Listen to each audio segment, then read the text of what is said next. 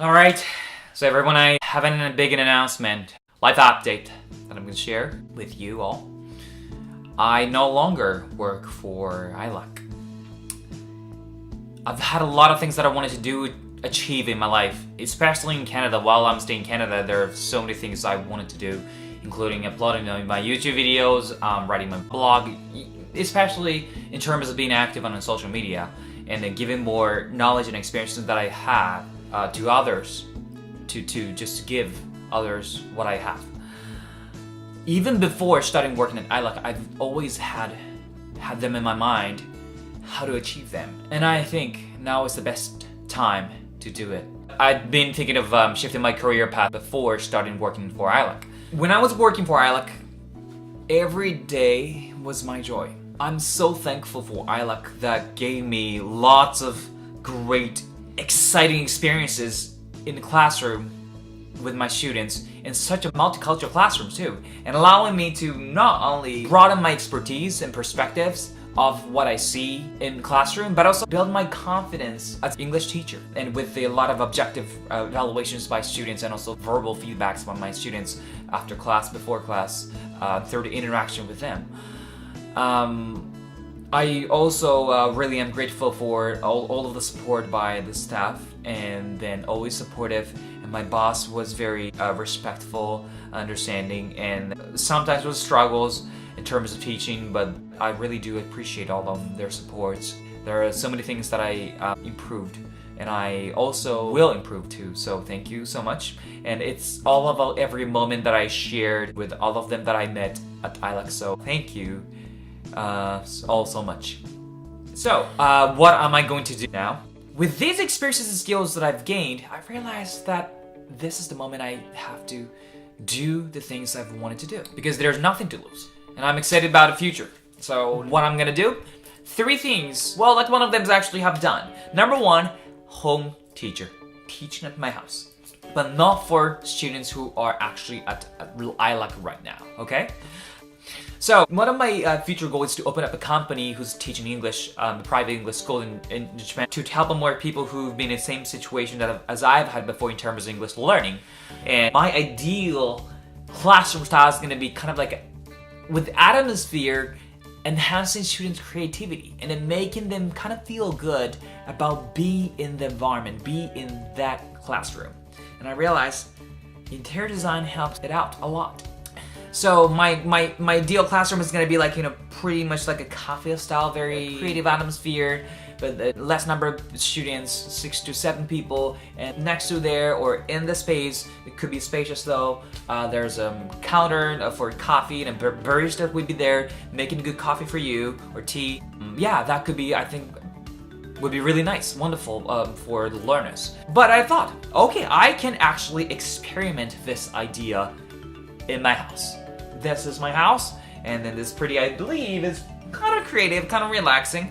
And with me being able to teach you with a lot of experiences at ILAC and also at EON, so I think it would be like, around 7 students with high intermediate to advanced level. That's number 1, home teaching. Number 2, TED Talks night. I've already launched, I've already started, and then every Friday night to 6:30, we're gonna watch TED Talks videos, but we'll be like kind of drinking, interacting with other people, but also just watching TED Talks video, vote for like several videos, and then we watch.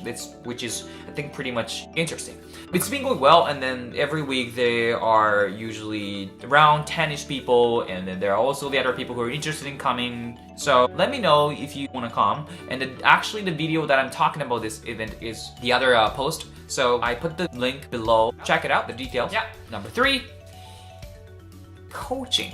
That's always what I've wanted to do. One-on-one coaching, not teaching. Teaching is like sharing your knowledge with others so that they can use them properly to be a successful communicator. But the coaching is like actually guiding them to set up their goals, what kind of actions they take, and what kind of approaches they should take, and managing their lifestyle.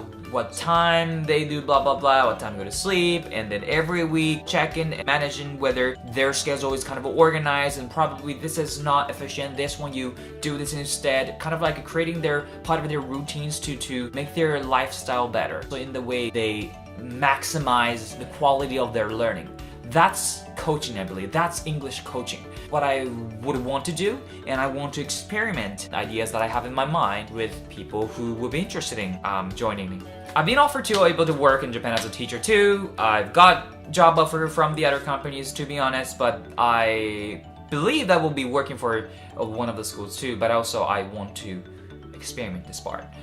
Details, if you want to know, if you're interested, let me know, okay? One of the things that I can say is that what my strength as an ESL teacher is. One of them, well, obviously the positive feedbacks that I have gained from IELTS students. The evaluation is very objective, and I believe that supports dynamics of my teaching in classroom is effective. I think the consistency of teaching is pretty important, from the first part, teaching them the knowledge, to sharing the appropriate context of how to use the knowledge they learned at the beginning of the class, I think is really important. The other thing I would say is me as non-English native speaker. I'm not perfect. I'm making mistakes. But there's so many things probably you've wondered. Why is this? Why is that? Most of them could be the questions that I've asked myself, and wonders too, through the last 14 experiences of English learning. Before teaching, I sometimes do go over all the activities and everything of the pages that I would cover on that day. That made me think. I try to bounce up the question that I would ask if I would be the student, and then try to match the answers that I've had, also probably sometimes ask others too, with the questions I've wondered. So I do have questions and answers for them. You might have the questions about learning English in the journey of learning English, and I might be able to kind of showcase the skills using those answers and teach how to use them. So in a way, I think it could be pretty effective. Yeah, that could be, I think, one of the strengths that I would have. And also probably you want to have explanations helping you have an aha moment in understanding something. All right, 3 things. Home teaching. Let me know if you're interested. Number 2, TED Talks Nights. It's already, the doors open. Let me know if you want to join. Number 3, one-on-one English life coaching. It's like organizing your every day, every week, and what you're actually doing, and then motivating you to be able to actually take actions and then put yourself in an environment you study more, okay? I'm gonna be motivator, facilitator, tutor, coach, to help you achieve your goals. So, price, let's discuss. Anyways, let me know if you're interested. We can discuss more. So 3 things, okay? And also, my door is always open to collaborate with other organizations to help out more learners too. So I would be willing to explore more opportunities in any way to support the learners of English. So thank you all so much for watching. I will see you in the next video, I guess. Bye.